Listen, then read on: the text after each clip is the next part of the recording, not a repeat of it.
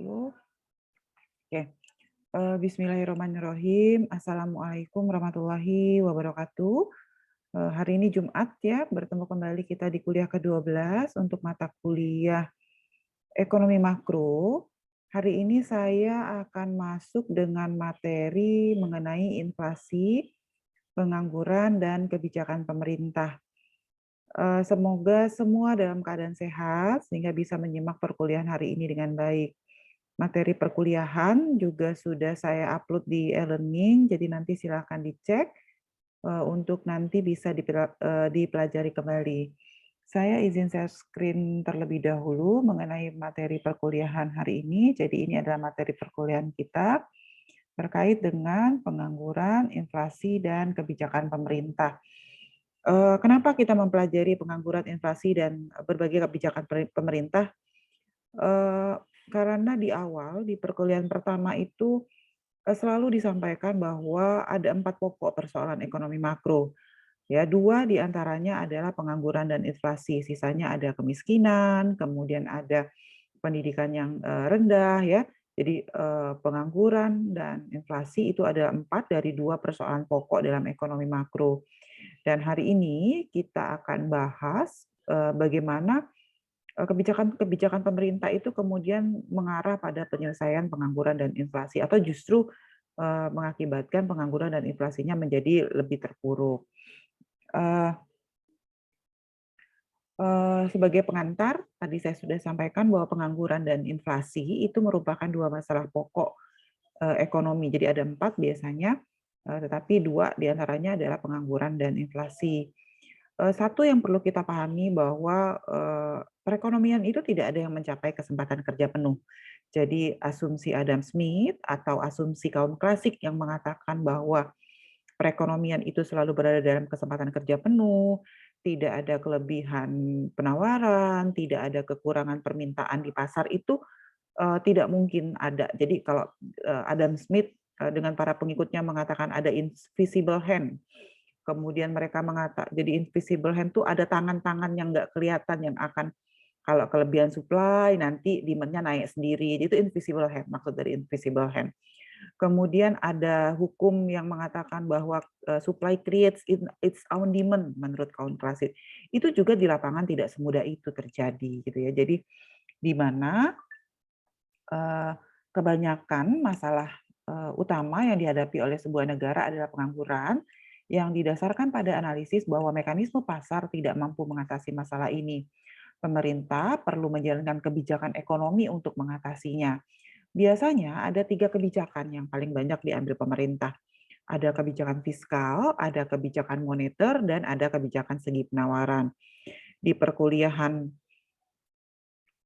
mulai kuliah ketiga ya rasanya, mulai ketika Pak Yazid menjelaskan tentang perekonomian 3 sektor, ketika kita bahas tentang perekonomian 3 sektor, di dalam perekonomian 3 sektor itu, sudah masuk kebijakan pemerintah, sudah ada pajak, sudah ada kebijakan money supply, sudah ada kebijakan suku bunga, ada kebijakan apa namanya, saving, injeksi ya, jadi suntikan sama dengan bocoran istilahnya terkait dengan kebijakan fiskal dan moneter.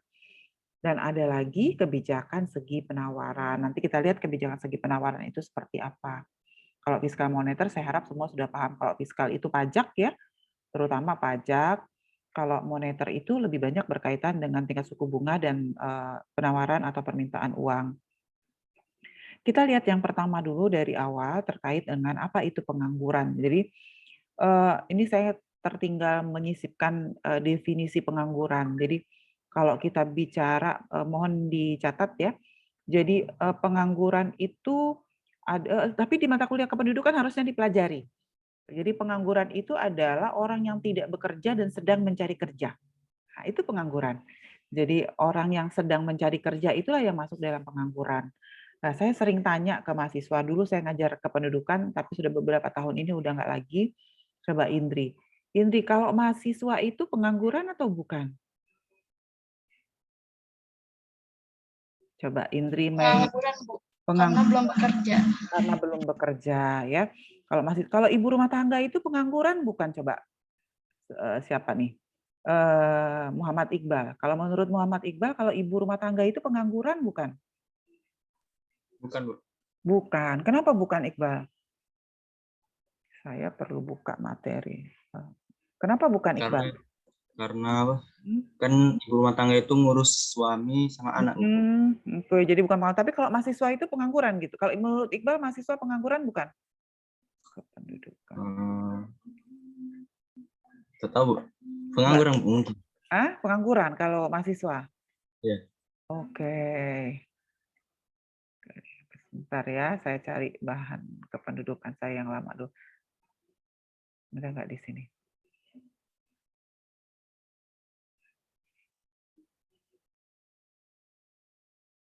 Sebentar ya.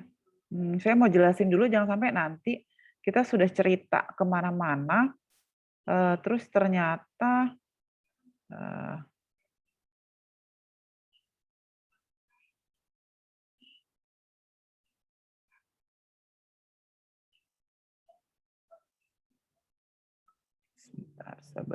sebentar.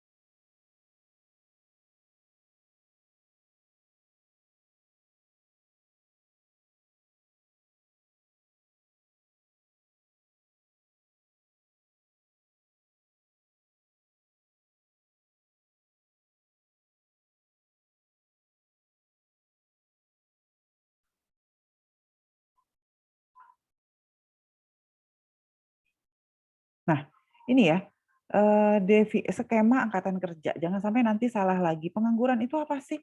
Jadi penduduk. Jadi semua penduduk di dunia ini definisi pengangguran yang saya pakai atau definisi penduduk angkatan kerja yang saat ini saya jelaskan ini menggunakan definisi yang digunakan oleh Badan Pusat Statistik. Badan Pusat Statistik itu merujuknya ke ILO, International Labour Organization ya. Jadi ini adalah definisi baku tentang apa itu penduduk, apa itu angkatan kerja, apa itu bekerja, apa itu pengangguran. Jadi penduduk itu terbagi menjadi dua, ya. Mohon jadi perhatian. Jadi ada penduduk usia kerja atau penduduk usia kerja itu disebut dengan tenaga kerja. Penduduk usia kerja itu disebut dengan tenaga kerja. Jadi kalau orang bilang tenaga kerja itu sebetulnya semua penduduk yang berusia 16 sampai 64 tahun ya, itu adalah tenaga kerja. Tapi tenaga kerja itu belum tentu bekerja. Ya, jadi semua penduduk yang usianya 15 sampai 64 tahun itu adalah tenaga kerja. Tetapi ada yang bukan tenaga kerja. Jadi ada tenaga kerja, ada bukan tenaga kerja. Siapa?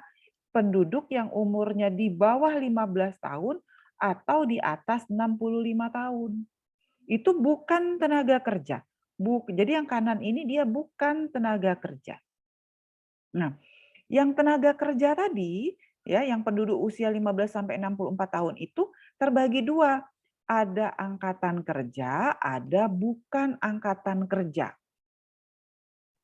Jadi di bawah tenaga kerja itu ada angkatan kerja, ada yang bukan angkatan kerja. Angkatan kerja itu mana? Angkatan kerja itu adalah jumlah orang yang bekerja. Jadi jumlah, kalau bahasa Inggrisnya itu jumlah orang yang bekerja itu employment. Jadi ini employment-nya, jumlah orang yang bekerja, ya, plus orang yang menganggur. Menganggur itu apa? Definisi BPS, dia tidak bekerja tetapi sedang mencari kerja. Tetapi dari tenaga kerja itu ada yang tidak termasuk angkatan kerja. Ya, siapa? Ialah pelajar, mahasiswa, ibu rumah tangga, ya, mungkin pensiunan, kan tadi di sini batasnya 65 kan angkatan kerja. Ada yang sekarang pensiunnya 58 tahun. Maka pensiunan itu tidak masuk ke dalam pengangguran, tetapi mereka bukan angkatan kerja. Paham nggak kira-kira? Jadi jangan sampai mengatakan mahasiswa, saya juga agak miris gitu kalau ada yang mengatakan bahwa mahasiswa itu pengangguran. Enggak. Mahasiswa itu bukan pengangguran, mahasiswa itu berada di luar angkatan kerja. Mereka tuh bukan angkatan kerja.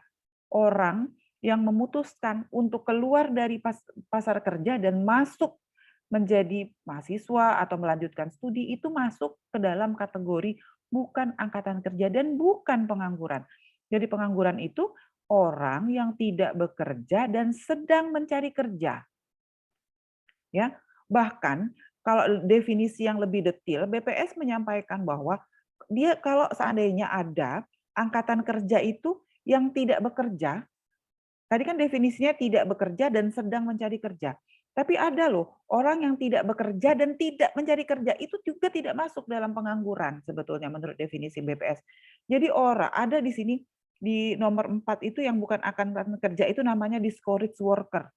Ya, ada discouraged worker itu orang yang nggak bekerja dan memang memutuskan nggak mau kerja. Mungkin karena beberapa persoalan.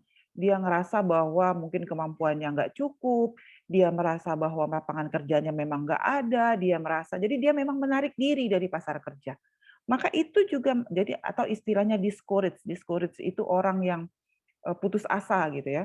Jadi ada yang nggak bekerja. Jadi ada angkatan kerja itu yang tidak bekerja dan tidak mencari kerja, istilahnya discouraged worker.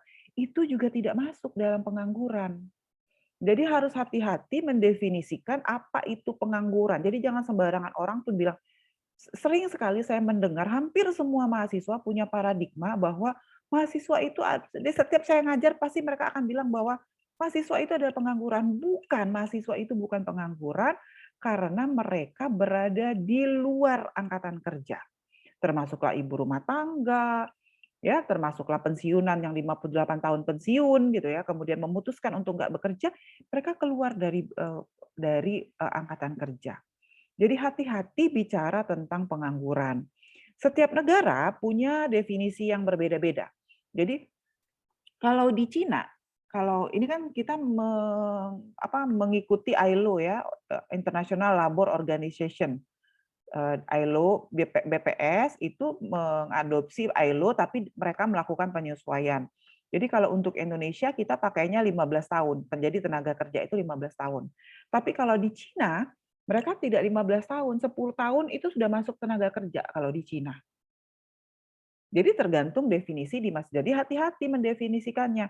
Jadi pengangguran itu adalah orang yang tidak bekerja dan sedang mencari kerja. Nah, ya, jadi hati-hati, itulah pengangguran menurut definisi di ilmu kependudukan. Ini ada di mata kuliah ilmu kependudukan. Saya swap share, balik lagi ke materi tadi. Nah, setelah kita tahu apa itu pengangguran, di kependudukan juga udah dipelajari ini sebetulnya bahwa pengangguran itu ada berbagai sebab gitu. Pertama adalah pengangguran normal. Normal unemployment itu sekitar 2-3%. Jadi normal unemployment itu sekitar 2-3%, atau ada beberapa ahli ekonom Newkins yang mengatakan 4% itu adalah kondisi full employment. Jadi batasnya 4% itu adalah full employment. Jadi kalau seandainya ada sebuah wilayah gitu yang penganggurannya 3%, kayak Palembang ya. Palembang itu sebetulnya penganggurannya hanya 4% dari total jumlah penduduk. Artinya kita mengalami pengangguran normal, atau sebetulnya dengan pengangguran sebesar 4% dari total penduduk, maka kita itu dalam tanda kutip berada dalam full employment, kondisi full employment. Jadi semua dalam kapasitas tenaga kerja penuh. Nah, ada lagi pengangguran namanya pengangguran cyclical. Pengangguran ini adalah terjadi pada kemerosotan permintaan agregat. Misalnya nih, karena pandemi kemarin, aktivitas ekonomi untuk pariwisata itu jadi menurun, jadi permintaan terhadap pariwisata menurun, sehingga banyak hotel yang tutup, mengurangi tenaga kerjanya. Nah, itu pengangguran cyclical dan biasanya sifatnya siklus, artinya tidak terjadi secara terus-menerus. Lalu ada lagi struktural. Struktural itu adalah pengangguran yang terjadi akibat perubahan struktur ekonomi. Jadi gini, dalam teori ekonomi itu sebuah negara itu berkembang atau bertumbuh mulai dari berbasis pertanian, masuk ke berbasis industri, masuk ke berbasis jasa. Nah, ya, jadi dia harus tahapan pertumbuhan ekonominya itu dari basic pertanian, industri, jasa. Nah, ketika struktur ekonominya pertanian, maka yang paling banyak itu adalah tenaga kerja pertanian, banyaknya petani.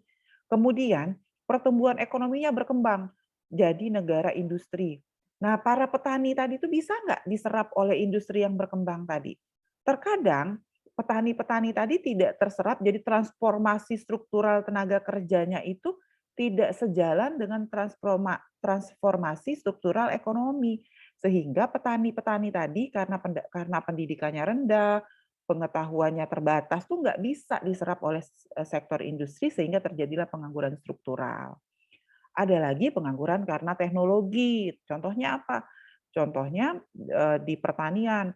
Kalau dulu kalau mau panen itu perlu tenaga kerja sampai 10 orang dan perlu waktu sampai dengan 1 minggu. Sekarang enggak, cukup 2 orang, 2 hari selesai. Nah, itu akan mengakibatkan terjadinya pengangguran. Jadi harus hati-hati juga ada pengangguran karena teknologi.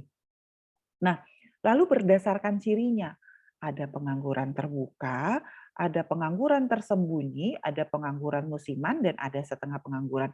Apa pengangguran terbuka itu? Pengangguran terbuka tuh orang yang betul-betul nggak kerja, betul-betul tidak bekerja. Nah, yang 3-4% yang terjadi, 2-3-4% yang terjadi yang pengangguran normal di depan tadi, itu identik dengan pengangguran terbuka. Jadi definisi terhadap orang-orang atau orang-orang yang memang betul-betul tidak bekerja. Ya, jadi 3-4% tadi pengangguran normal itu adalah pengangguran terbuka. Tetapi dalam perekonomian itu ada yang namanya pengangguran tersembunyi.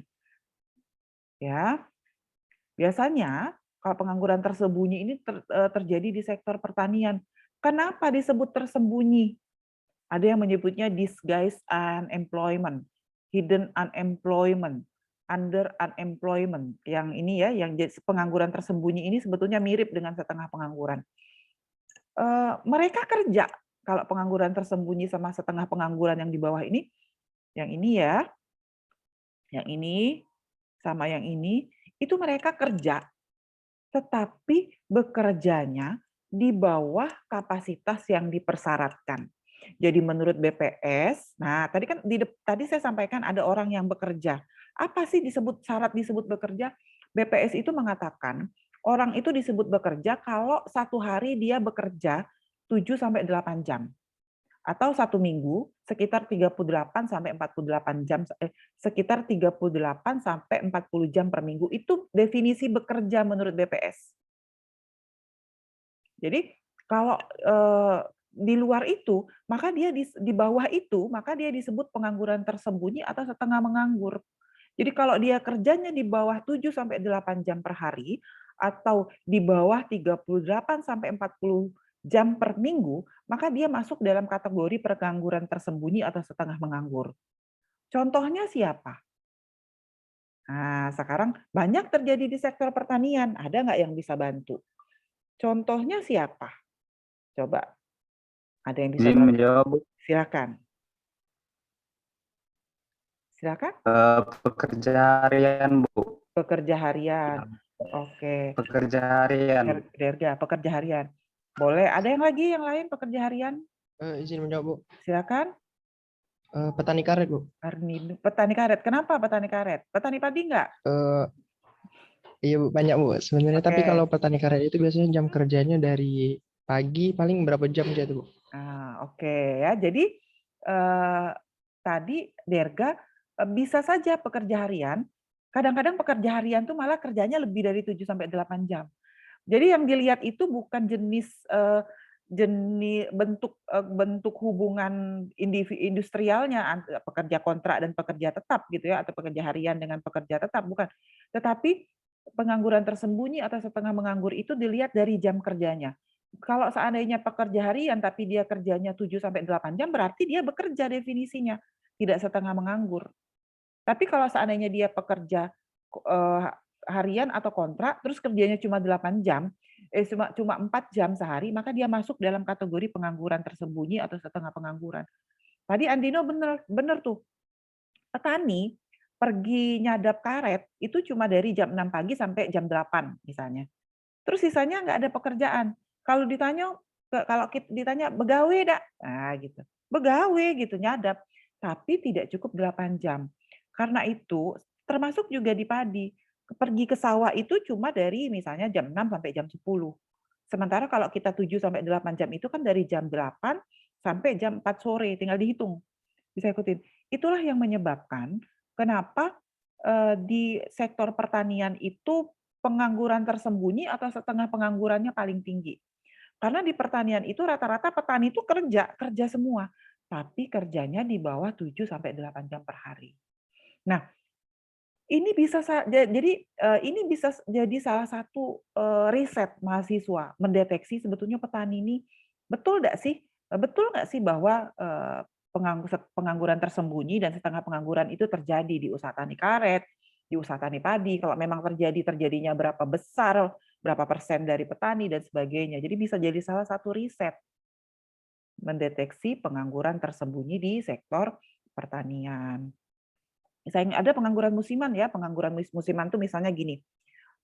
Kalau dulu di Lebak, di padi petani di Lebak misalnya di Pemulutan, itu kenapa sekarang tidak? Karena sekarang hampir semua sawah di Pemulutan itu sudah dikuasai oleh swasta, jadi petaninya sudah nggak punya lahan. Kalau dulu di Pemulutan itu, pada saat awal mereka kan nanamnya cuma sekali setahun nanam padi. Terus di awal menanam padi, mereka ini rame-rame ngerjain padi. Nah, itu kerja semua tuh. Tetapi setelah musim tanam selesai, nggak ada pekerjaan, nganggur. Biasanya mereka pergi ke kota, jadi buruh. Nah, nanti pada saat panen datang lagi.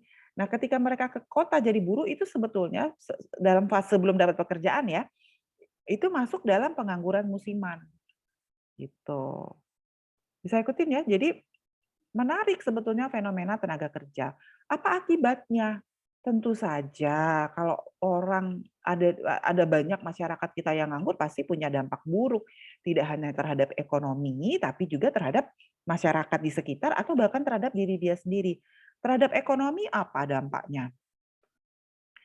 Ya, tidak memaksimumkan tingkat pengangguran, pajak pendapatan pemerintahnya turun, tidak mendorong pertumbuhan ekonomi gitu ya.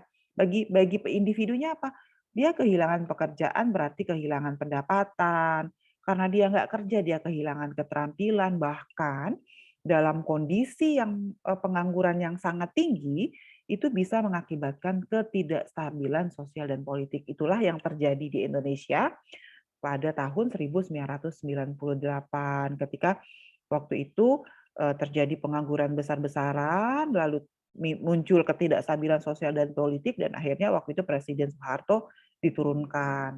Itu awalnya penyebabnya adalah pengangguran, awalnya krisis moneter jadi krisis ekonomi, lalu pengangguran besar-besaran, banyak yang nganggur, nggak punya pekerjaan, itu luar biasa waktu itu muncullah ketidakstabilan sosial dan politik, akhirnya mengganggu kondisi ekonomi pemerintahan dan seterusnya. Dan tentu kita tidak ingin yang seperti itu terulang lagi. Ya, kebijakan pemerintah dalam mengatasi pengangguran itu tujuannya apa? Tentu saja kalau ada pengangguran, tujuan kebijakan yang pertama harus menciptakan lapangan kerja. ya nggak?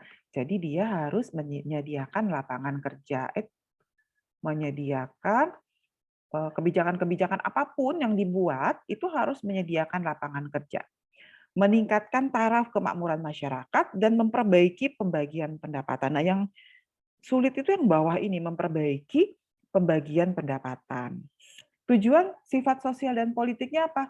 Tentu saja untuk kemakmuran keluarga dan stabilan keluarga, kemudian untuk menghindari kejahatan tadi ya, kan dia bisa mengarah kepada kriminalitas, dan juga menjaga stabilitas politik dan keamanan.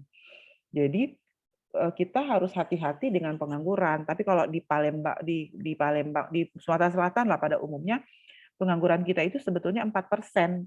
Jadi kalau menurut teorinya New Keynes itu sudah masuk kondisi full employment.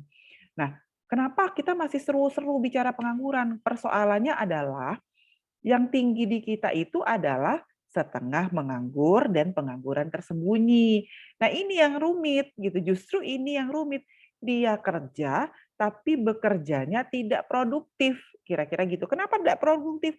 Lah iya, karena wong harusnya kerja 7 sampai 8 jam, mereka hanya bekerja mungkin 4 jam, 2 jam, 3 jam kerja.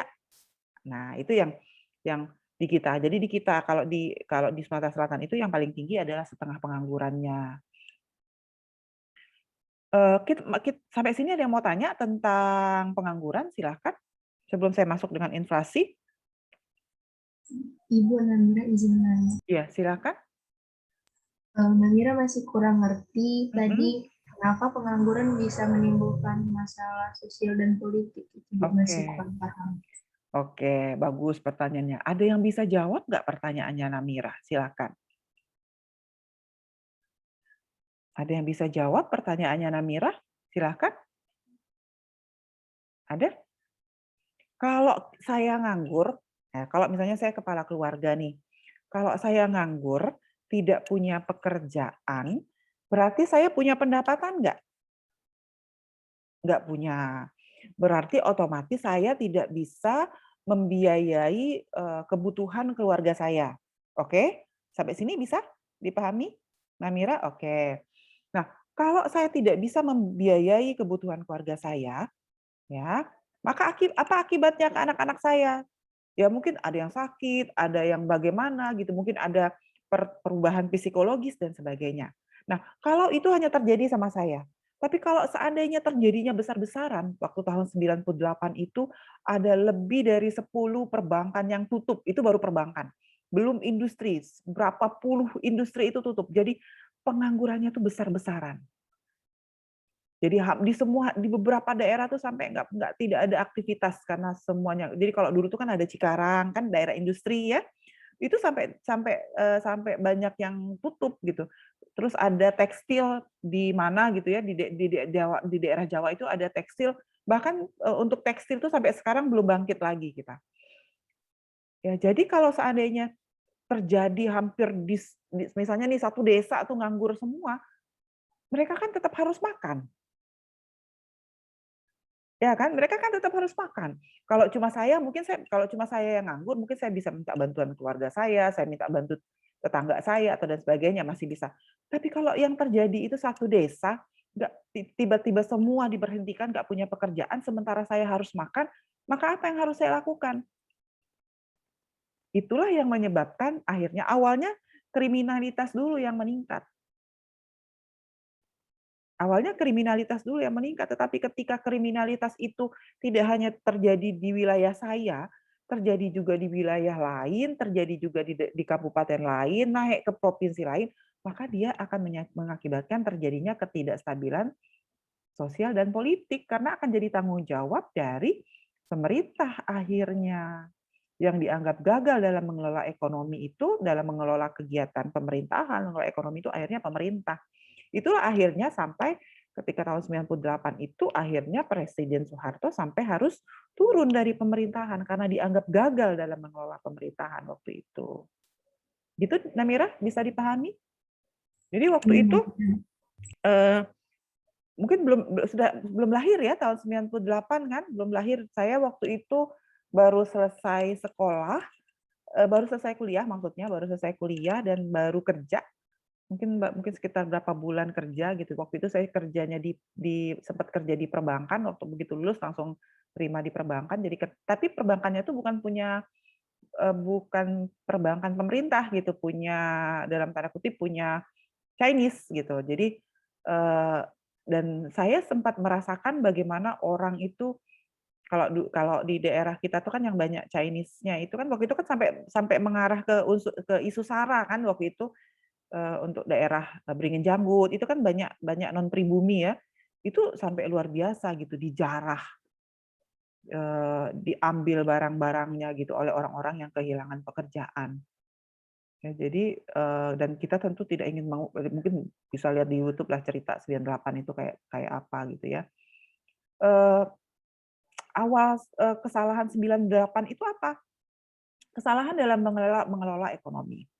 Kenapa? Karena waktu itu kita kan tadi saya sampaikan bahwa pertumbuhan ekonomi itu semua negara pertumbuhan ekonominya itu berbasis pertanian dulu, kemudian industri, kemudian masuk ke jasa. Kita waktu itu dengan Repelita yang dikembangkan oleh Presiden Soeharto, kita tidak memungkiri ya Presiden Soeharto itu banyak sekali jasanya untuk Indonesia, itu luar biasa gitu, jasa-jasa beliau untuk Indonesia. Jadi beliau sudah membangun fondasi yang kuat gitu sebetulnya untuk sektor pertanian. Nah, tetapi waktu itu kita mau moving dari pertumbuhan dari struktur ekonomi berbasis pertanian ke struktur ekonomi berbasis industri.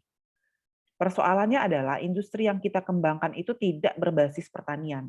Industri yang kita kembangkan itu berbasis impor.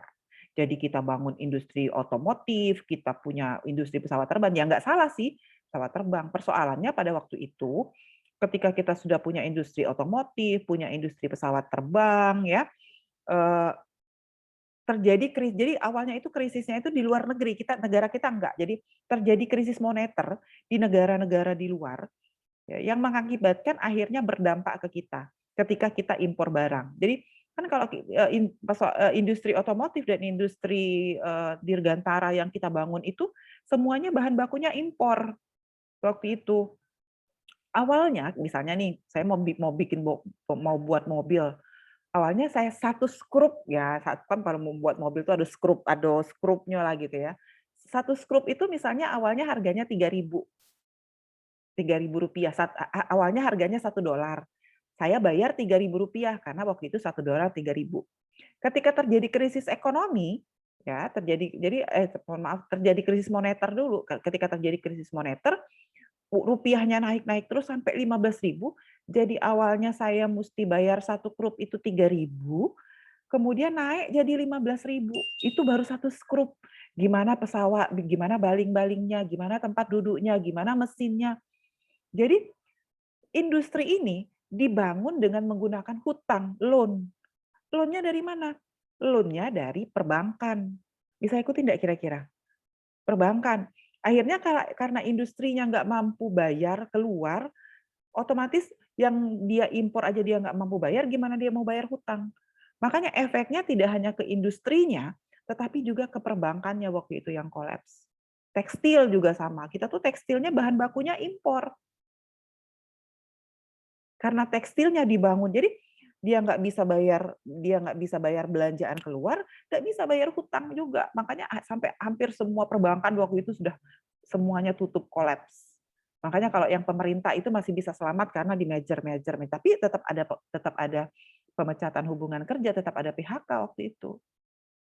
Nah, jadi yang di PHK ini kehilangan pekerjaan, bingung, sementara harus tetap memenuhi kebutuhan keluarga. Kalau sendiri nggak apa-apa, kalau terjadinya massal, luar biasa. Bisa ikutin sampai sini? Nah, Ibu lanjut lagi ya. Ada lagi nggak yang tanya? Izin bertanya, Bu. Silakan. Kok yang ini ya? Nah, yang kayak Ibu bilang tadi kan mahasiswa atau pelajar itu kan bukan termasuk angkatan tenaga kerja. Nah, kan ada mahasiswa tuh yang part-time atau freelance itu bisa dikategorikan sebagai setengah pengangguran nggak, Bu? Oke. Kalau dia part-time, dia setengah pengangguran. Iya, ya. Jadi berarti ini bagus nih pertanyaannya, bagus banget nih. Jadi ternyata kalau begitu definisi BPS itu belum bisa mengkategorikan bagaimana untuk yang sekolah, ya untuk yang sekolah tapi sambil kerja. Itu masuk kategori yang mana? Tapi kalau menurut saya, begitu dia sudah masuk ke pasar kerja, maka dia masuk ke dalam kategori setengah pengangguran. Ya karena yang kita anggap ya karena dia dianggap bekerja gitu. Sekolahnya tuh untuk mendukung pekerjaannya. Kalau menurut saya gitu. Tapi definisi BPS memang belum sampai ke sana. Bagus ini bisa jadi masukan nih untuk BPS. Ya betul juga sekarang kan memang banyak fenomena yang sekolah sambil kerja. Tapi kalau kayak saya kerja sambil sekolah, maka saya masuk ke dalam angkatan kerja, otomatis masuk ke dalam angkatan kerja. Kalau yang kayak saya, ya kan ada tuh peneliti sekolah gitu ya. Nah itu mereka masuknya angkatan kerja karena sekolah itu adalah bagian dari pekerjaan kami gitu. Ada peneliti, ada orang-orang tertentu yang memang perlu sekolah untuk meningkatkan pekerjaan gitu. Ya, jadi hati-hati mendefinisikannya. Baik, terima kasih. Lagi ada? Izin bertanya, Bu. Ya, silakan. Untuk yang usia kerja itu tadi kan, Bu, 15 sampai 64 tahun. Betul. Nah, tapi ngapa, Bu? Mm-mm. Syarat rata-rata kerja itu banyak kan yang minimal 18 tahun. Oke. Bekerja itu kalau masalah syarat bekerja itu tergantung perusahaannya masing-masing. Ya. Tetapi apakah dia masuk ke angkatan kerja atau tidak itu pada saat 15 tahun kita sudah masuk angkatan kerja. Contohnya apa? Orang 15 tahun yang masuk angkatan kerja itu banyak bekerja itu kan ada formal ada informal. Pekerja-pekerja informal itu yang jual koran, mungkin kalau di lampu merah ada yang jual tisu ya. Itu kan banyak anak-anak tuh 15 tahun, maka dia masuk ke pasar kerja. Bahkan sebetulnya kalau kita mau bicara kondisi real, harusnya kita sudah harus melakukan redefinisi terhadap usia 15 sampai 65. Karena kan di Indonesia itu sudah banyak yang usia 10 tahun tuh udah masuk ke pasar kerja. Ya. Jadi makanya saya bilang kalau mau mengkategorikan sesuatu, kembalikan ke definisinya. Hati-hati gitu, ya. Oke, Makasih, Bu. lanjut ya. Udah cukup dulu ya. Sekarang saya akan masuk dengan inflasi. Apa itu inflasi? Nah, oke. Inflasi itu adalah kenaikan harga-harga umum. Jadi kalau sekarang kita lagi ngalamin inflasi nih, Pertalite lagi inflasi nih gitu. Inflasi itu kenaikan harga. Itulah inflasi. Tingkat inflasi adalah persentasenya. Persentase kenaikan harga dari satu periode ke periode lainnya. Yang sering diumumin tiap bulan oleh BPS itu adalah tingkat inflasinya. Berapa persen kenaikannya, itulah yang diumumkan oleh BPS. Tapi kalau inflasi sendiri adalah kenaikan harganya. Pertamax naik dari 9.200 jadi berapa tuh? 12.000. Nah, inflasinya berapa jadi? Inflasinya berarti 12.000 kurang 19.200 berapa tuh? 1.800 ya. Kira-kira gitu. Salah 2.800. Sumber inflasi apa? Bisa berasal dari tingkat pengeluaran agregat yang melebihi kemampuan perusahaan untuk menghasilkan produk. Artinya apa? Yang pertama tuh, pengeluaran agregat itu kan gambaran dari permintaan konsumen. Konsumen minta barangnya lebih banyak daripada kemampuan perusahaan untuk menghasilkan. Kira-kira gitu. Maka harganya naik. Makanya kalau seandainya kemarin sempat ketika minyak goreng langka, kan harganya naik. Kenapa? Karena memang perilaku ekonomi itu seperti itu. Kalau permintaan lebih besar daripada supply, maka harga pasti naik. Itulah sumber, kalau harga naik berarti inflasi. Atau pekerja di berbagai kegiatan ekonomi menuntut kenaikan upah. Kalau upah naik, pasti akan ada inflasi. Itu sudah hukum ekonomi. Makanya kalau gaji pegawai negeri naik, gajinya belum naik, kadang-kadang gitu. Inflasinya sudah terjadi saking responsifnya gitu kan. Itu sumber inflasi, ya. Apa akibatnya? Kalau terjadi inflasi, ya, maka kemakmuran kita menurun.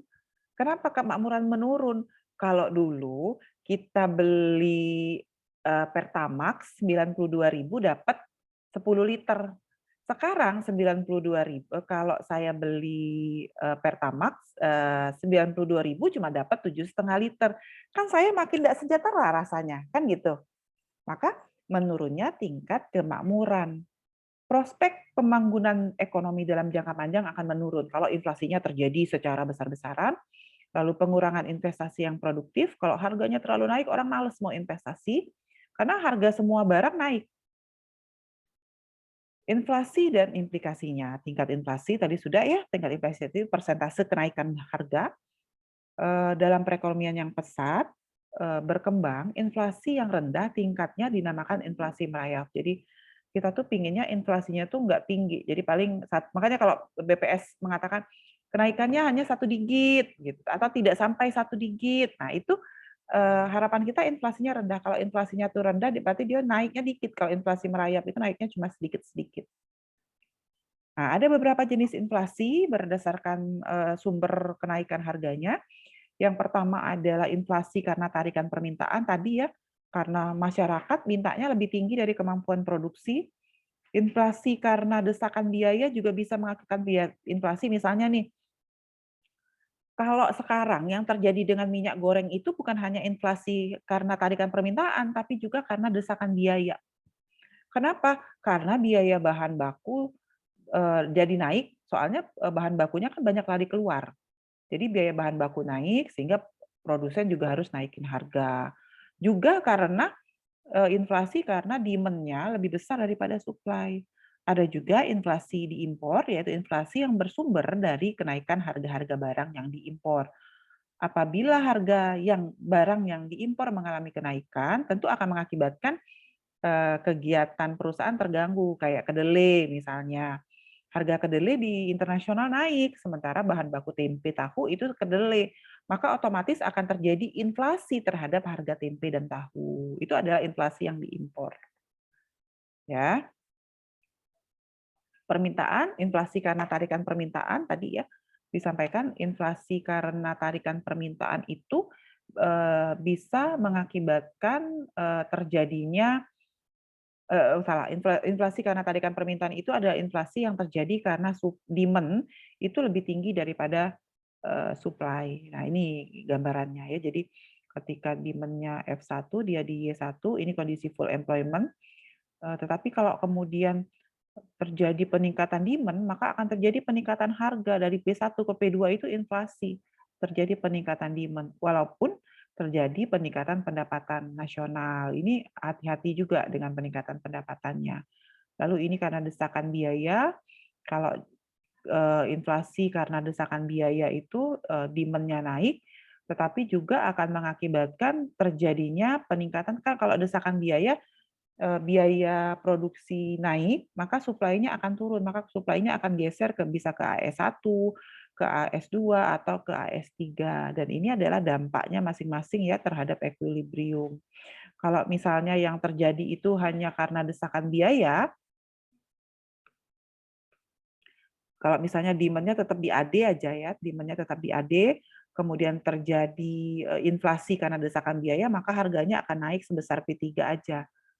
Jadi 1, 2, 3. Tetapi kalau seandainya inflasinya itu terjadi karena permintaan, kemudian karena desakan biaya, maka equilibrium-nya itu 1, pertama kan di sini, ya, dia ini kemudian 2, 3, maka nanti equilibrium-nya itu bahkan naik harganya bisa P4. Ya, kalau dia naik ketiga-tiganya. Nah, ini diimpor, inflasi karena diimpor itu akan mengakibatkan supply-nya, agregat supply-nya turun, tetapi harganya naik dan pendapatan nasionalnya turun. Karena dia geser dari AS1 ke AS2. Nah, ketika kita bicara inflasi, ada lagi istilahnya stagflasi. Apa itu stagflasi? Stagflasi adalah kondisi ekonomi yang ditunjukkan dengan pertumbuhan ekonominya lemah. Nih, pertumbuhan ekonominya lemah, pengangguran tinggi, kemudian kenaikan harga atau inflasi, dan penurunan PDB. Itu stagflasi. Pertumbuhan ekonominya lemah, pengangguran tinggi, inflasi, dan PDB-nya turun. Kalau PDB turun berarti pendapatan masyarakatnya juga turun. Diperkenalkan istilah stagflasi ini diperkenalkan tahun 1960 oleh politisi Inggris MacLeod di tengah kondisi ekonomi yang tengah mengalami tekanan. Saat itu beliau memberikan pidato di Dewan Rakyat Britania Raya dan mengatakan bahwa kondisi inflasi sekaligus stagflasi yang terjadi di Inggris sebagai situasi stagnasi. Jadi stagflasi itu adalah stagnasi dan inflasi. Penyebab stagflasi apa? Bisa karena bila pasokan uang di pasarnya meningkat sementara jumlah barang atau suplainya terbatas, itu bisa bikin stagflasi. Ya. Ada istilah inflasi merayap dengan hiperinflasi. Kalau inflasi merayap itu inflasinya naiknya dikit-dikit gitu. Tapi ada hiperinflasi. Hiperinflasi itu inflasinya tuh tinggi dan itu bahkan bisa berdampak pada kekacauan politik, bisa bikin perang. Apa akibat buruk inflasi? Yang pertama, akibat buruknya bagi perekonomian adalah menggalakkan modal spekulatif, jadi banyak orang yang berspekulasi. Kemudian tingkat bunga meningkat, kalau tingkat bunga naik maka akan mengurangi investasi. Kemudian inflasi menimbulkan ketidakpastian, lalu menimbulkan masalah dengan neraca pembayaran kita. Akibat buruk kepada individu tentu saja memperburuk distribusi pendapatan real merosot, dan nilai real tabungannya juga turun. Jadi kita tuh jadi lebih miskin.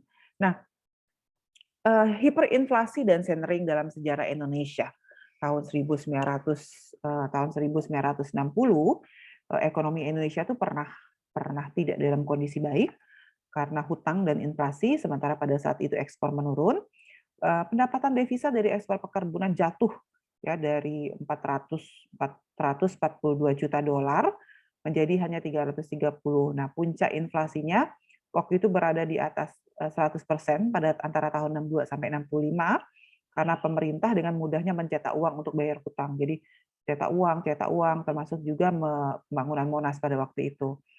Pendapatan per kapita menurun ya, kemudian sementara itu bantuan asing yang sangat dibutuhkan berhenti mengalir setelah Soekarno menolak bantuan dari Amerika Serikat dan mengeluarkan Indonesia dari keanggotaan PBB karena masuknya Malaysia sebagai negara anggota PBB. Terus malah berhubungan erat dengan Republik Rakyat Tiongkok dan Korea. Nah, itu bikin inflasinya sampai 100% atau hiperinflasi. Padahal kita tuh jaga inflasinya tuh satu digit. Satu digit itu berarti di bawah 10%. Namun, rencana 8 tahun 1960 ditinggalkan pada tahun 1964 karena ekonomi yang menurun dan target-target yang tidak bisa dicapai. Faktanya, perekonomian jatuh bebas karena hiperinflasi, pengurangan pajak, dan juga larinya aset keuangan menjadi aset real. Ada politik konfrontasi sedikit terhadap Malaysia juga waktu itu. Namun, hiperinflasi tetap tidak dapat hindari akibat pencetakan uang yang terus-menerus, sehingga pada tanggal 13 Desember 1965, pemerintah melakukan pemotongan nilai mata uang. Jadi tahun 1965 itu inflasinya 100%, akhirnya pemerintah itu melakukan pemotongan nilai mata uang dari 1.000 menjadi Rp1. Kebijakan ini memberikan pukulan besar bagi perbankan, terutama yang telah menyetor modal pertambahan karena tergerus drastis dalam sekejap. Jadi 1.000 itu jadi Rp1. Dana simpanan para nasabah juga menurun drastis. Segala usaha pemotongan nilai uang ini ternyata tidak berhasil meredam inflasi dan harga tetap naik membumbung tinggi, maka terjadilah hiperinflasi. Jadi kita pernah ngalamin hiperinflasi. Tapi sepanjang sejarah dunia ya, ada loh negara yang pernah mengalami inflasi yang jauh lebih tinggi dari Indonesia. Mungkin pernah baca itu tahun 2008, Zimbabwe itu pernah mengalami hiperinflasi sampai dengan 1 miliar %. Ya, ini tahun 2008 nih. Kalau mau lihat gambarnya nih, ini ya. Sampai sini tahun 2008 itu ini 1 miliar, 1 triliun inflasinya. Jadi supply itu menurun tajam, demand itu meningkat drastis karena money supply-nya banyak. Kenapa terjadi? Apa yang dilakukan pemerintah? Uang utang negaranya tinggi, output negaranya turun, pendapatan ekspornya turun. Jadi mirip ya dengan kondisi kita tahun 60-an. Lalu kontrol harga yang memperburuk kelangkaan, kurangnya kepercayaan terhadap pemerintah, dan ekspektasi terhadap hiperinflasi. Jadi ada sampai istilah begini, di Zimbabwe itu tahun 2008, beri 3 telur itu 100 miliar perlu uang. Hiperinflasi, kenaikannya luar biasa. Beli roti itu perlu uang sebanyak ini. Itu pernah terjadi tahun 2008 di Zimbabwe. Jadi karena hiperinflasi. Nah, ada juga terkait dengan istilah mata uang dan inflasi, ada istilah redenominasi dan centering. Redenominasi merupakan penyederhanaan mata uang tanpa mengubah nilai. Penyederhanaan itu dilakukan dengan cara mengurangi digit dalam Undang-Undang Redenominasi. Kementerian mengatakan kebijakan tersebut bukanlah centering. Centering adalah pemotongan daya beli masyarakat melalui pemangkasan nilai mata uang. Redenominasi dilakukan biasanya dalam kondisi stabil dan centering ditempuh ketika negara mengalami krisis dan ingin mengurangi peredaran uang di masyarakat. Jadi yang dilakukan Indonesia tahun 65 tadi adalah centering. Yang kemarin tahun 2000 sempat heboh-heboh dibahas itu adalah redenominasi. Jadi yang 65 itu yang kita lakukan centering ketika negara. Tetapi oke, nah ini ya pemotongan nilai mata uang. Kebijakan centering. Oke, negara mana saja yang sudah melakukan? Sudah banyak negara yang melakukan redenominasi. Ada yang berhasil, ada yang tidak berhasil. Salah satu negara yang berhasil melakukan redenominasi itu adalah Turki. Jadi Turki itu setelah redenominasi justru dia berkembang pesat. Tapi ada negara-negara yang justru tidak berkembang. Jadi misalnya nih Cina itu salah satu negara yang tidak berhasil melakukan redenominasi. Kemudian ada Korea Utara juga, itu salah satu yang tidak berhasil melakukan redenominasi. Makanya kemarin ketika tahun 2000, Indonesia sudah sempat tuh mau bikin kebijakan redenominasi, tapi nggak jadi. Batal. Padahal undang-undangnya udah siap, sudah dibawa ke DPR, tapi ditolak sama DPR. Oke, inflasi, pengangguran, dan kurva Phillips. Jadi Phillips ini adalah salah satu ahli ekonomi yang mengatakan bahwa ada trade-off. Trade-off itu artinya pertentangan antara inflasi dan pengangguran. Kurva Phillips merupakan refleksi dari kurva penawaran agregat jangka pendek. Ketika para pembuat kebijakan menggerakkan perekonomian sepanjang kurva penawaran agregat jangka pendek, pengangguran dan inflasi akan bergerak ke arah yang berlawanan. Kurva Phillips dalam bentuk modernnya menyatakan bahwa tingkat inflasi tergantung pada 3 kekuatan. Yang pertama adalah inflasi yang diharapkan, yang kedua adalah pengangguran. Berapa sih pengangguran alamiah? Pengangguran alamiah itu adalah yang 2 sampai 3 atau 4% paling tinggi, dan guncangan penawaran. Nah, ini gambar kurva Phillips, jadi ini inflasi dan unemployment. Jadi ada hubungan terbalik antara tingkat inflasi dengan unemployment menurut Phillips. Kebijakan pemerintah untuk mengatasi inflasi, untuk mewujudkan inflasi nol atau zero inflation, secara terus-menerus dalam perekonomian yang berkembang sukar untuk dicapai. Dalam jangka panjang perlu dijaga agar inflasi berada pada tingkat yang rendah 2-4%. Makanya tadi dijaga 1 digit ya. Untuk menurunkan tingkat inflasi perlu adanya kebijakan fiskal dan moneter dengan pendekatan Y sama dengan agregat expenditure atau pendekatan agregat supply, agregat demand, agregat supply. Nah, kita masuk ke kebijakan fiskal dan moneter. Kebijakan fiskal dan moneter itu dilakukan oleh 2 orang yang berbeda. Itu yang harus dipahami ya. Jadi jangan sampai kebalik. Jadi kalau fiskal yang mengaturnya itu Kementerian Keuangan dan Bank Sentral. Ya, untuk meningkatkan keefektifan kebijakan pemerintah, institusi tersebut harus menjalankan berikut ini. Misalnya untuk mengatasi pengangguran, Bank Sentral itu biasanya akan menurunkan suku bunga. Kemudian Kementerian Keuangan akan menambah pengeluaran pemerintah yang dapat diikuti dengan pengurangan pajak. Ya. Kemudian untuk mengatasi inflasi, tindakan yang diambil Bank Sentral adalah mengurangi penawaran uang dan menaikkan tingkat suku bunga, sementara Kementerian Keuangan akan mengurangi pengeluaran dan menaikkan pajak. Jadi pahami ya bahwa fiskal itu akan dipegang oleh Kementerian Keuangan, yang dia manage itu adalah government expenditure dan tax. Moneter itu akan dihandle oleh Bank Sentral, yang dia manage adalah suku bunga dan Ya, biasanya boleh juga ke money supply. Saya ikutin sampai sini. Lalu ini adalah dampak dari pengangguran ketika dia harganya P0, kemudian naik lagi menjadi P1, naik lagi menjadi P2. Awalnya pendapatan nasionalnya ada di E0, nambah lagi pengeluaran nanti ke full employment, lalu nambah lagi bisa naik di atas full employment. Ada ini. Nah, ini. Kalau kebijakannya ada dua yang dilakukan oleh Kementerian Keuangan atau pemerintah itu misalnya pilihan antara kebijakan menambah G, menambah kebijakan pengeluaran pemerintah atau melalui pengurangan teks. Maka beberapa hasil riset menunjukkan bahwa kebijakan menambah G itu lebih efektif menambah pendapatan, meningkatkan pengeluaran daripada mengurangi pajak. Ya, jadi kebijakan penambahan G itu lebih efektif daripada pengurangan pajak untuk meningkatkan pendapatan. Pendapatannya nasionalnya lebih tinggi nih. Kalau kita nambah efek pertambahan pengeluaran pemerintah itu pendapatannya nambah dari Y1 ke Y2. Tetapi kalau kita mengurangi pajak, pendapatan itu hanya nambah dari Y1 ke Y2. Nah, kalau kebijakan peningkatan G terhadap ADAS, kalau dia peningkatan G, dia akan geser kurvanya ke AD1. Tetapi kalau mengurangi pajak, kebijakannya itu hanya akan nambah sampai dengan ke AD2 atau pendapatannya ke Y2. Kalau yang peningkatan G tadi ke Y1. Jadi lebih efektif beberapa riset. Nah, kebijakan moneter bagaimana? Kalau kita nambah money supply, biasanya money supply itu penambahan money supply itu akan diinvestasikan. Jadi kalau money supply naik, I-nya naik kan di sini aggregate expenditure ini sama dengan Y.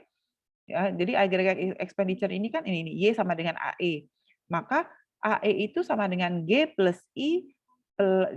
Oke, saya tulis ya. Kan Y sama dengan di depan itu kan Pak Yazid mengatakan menjelaskan seperti ini, aggregate expenditure. Komponennya itu adalah C plus I plus G. Nah, kelihatan nggak? Tulisnya di situ lagi. Kalau yang di depan tadi kebijakan moneter, dia efeknya nambah G ini. Ya. Tetapi kalau yang moneter itu dia akan naik investasi. Tapi dua-duanya berdampak terhadap peningkatan kurva AE-nya nih, aggregate expenditure-nya naik nih. Naik dari AE0 ke AE1. Atau agregat demand-nya geser dari AD0 ke AD1 dan dua-duanya berdampak pada peningkatan pendapatan. Ya, ini kebijakan yang sama ya. Jadi kalau seandainya kita terus menambah money supply atau G itu bisa meningkatkan pendapatan nasional. Kebijakan moneter dan untuk mengatasi inflasi ya, tadi sudah disampaikan di depan ya. Sampai sini silahkan jika ada yang ingin ditanyakan terkait materi perkuliahan hari ini. Ada? Materi perkuliahan saya, semua saya ambil dari buku Sadono Sukirno. Ya, jadi seperti sudah disampaikan oleh Pak Yazid di awal, bahwa buku wajib yang harus dimiliki mahasiswa untuk mata kuliah ekonomi makro adalah Sadono Sukirno. Silakan nanti dibaca bukunya, dan saya berharap mahasiswa punya bukunya gitu. Sekarang kita bisa beli buku itu dengan berbagai e-commerce ya, dengan berbagai level lah gitu. Jadi artinya kalau dulu ketika kuliah ada mahasiswa yang bilang saya nggak sanggup Bu beli buku gitu. Saya bilang kalau nggak sanggup beli buku ya fotokopi. Kalau nggak sanggup fotokopi pakai kertas bagus ya fotokopi pakai kertas apa namanya? Kertas yang putih yang kalau di depan Unsri sini ada fotokopian yang bisa fotokopi pakai kertas coret-coret itu loh. Bukan kertas yang berwarna putih. Nggak punya uang fotokopi sekaligus, ya coba-coba fotokopinya per bab. Ya karena namanya mahasiswa tuh nggak mungkin nggak punya bahan kuliah ya. Yang punya versi e-PDF silahkan digunakan. Ya, ada yang ingin bertanya? terkait materi perkuliahan hari ini? Nggak ada? Ibu udah paham semua ya berarti. Tinggal kasih kuis aja nanti di Ellen-nya, karena udah paham semua nih kayaknya, udah nggak lagi nanya. Oke, kalau tidak ada yang bertanya, Ibu tutup kuliahnya sampai di sini. Salam sehat selalu, selamat berpuasa bagi yang menjalankan ibadah puasa. Terima kasih. Wassalamualaikum warahmatullahi wabarakatuh. Waalaikumsalam warahmatullahi wabarakatuh.